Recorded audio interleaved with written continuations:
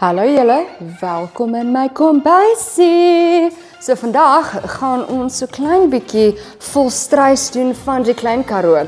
Nou, baie mense sê vir my, nee, ek het nie volstruis nie. Jy weet wie jy is. So, die vraag was, hoe maak jy volstruis? So, toe gaan ek na Ostrich Emporium toe, en wat deels van die Cape Karoo International, en hulle gee vir my hulle kookboek. So, hierdie pragtige kookboek is ook beskikbaar by hulle, en vandag gaan ek julle wys hoe om dit reg te maak. Is julle reg? Want hier kom 'n rowwe ding in hierdie kombuis. Die belangrikste deel is dat jy moet hom uithaal en dan moet jy hom laat rus.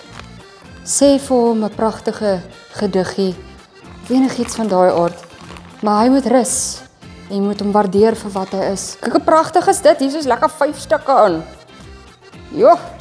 Kyk hoe mooi lyk daai. Nou goed, as jy hom nou klaar laat rus sit, dan vat jy vir jou 'n handdoekrolletjie en jy druk hom droog aan die een kant en maak hom droog aan die ander kant ook. Goed, nou die volgende stap is, nadat jy hulle mooi droog gedruk het, is jy vat olyfolie en jy smeer hulle elkeen van bo en aan die ander kant ook. Roxie gaan kwaai wees ek mors al. Ek gaan nou nog nie my speserye opsit nie. Ek gaan nou eers my pan aansit, wat hy lekker warm raak. Pas nou nog 'n bietjie olyfolie oor, so ek gooi dit nou net in die pan. Ons mors niks nie.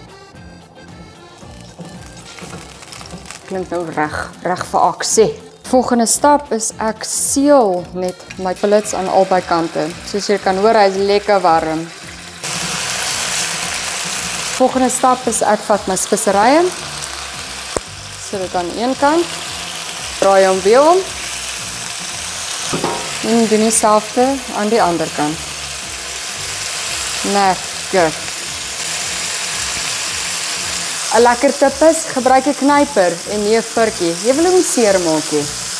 So as jy hou van jou steakie lekker rou, dan is dit 2 minute per kant. As jy hou van hom medium to rare, is dit 3 minute. En as jy hou van hom dat hy lekker, jy weet, doodgekook is dit 4 minute. Ek dink ons gaan vir 3 minute in hierdie scenario. Ons is reg met hom nou. 'n belangrike deel is, jy sit jou plaat af. Fantasties, dit was nou baie eenvoudig.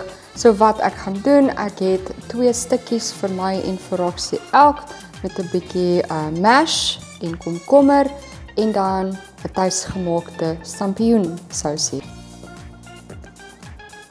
Oef, so sag. Bon appetit. Nou letterlik enigiemand kan volstruis geniet as hulle hom so reg maak. So maak seker om hierdie resepteboek te kry by Cape Karoo International. Dit is so erg die moeite werd. Al die inligting oor hierdie produkte is in my caption area. Lekker eet. Bye.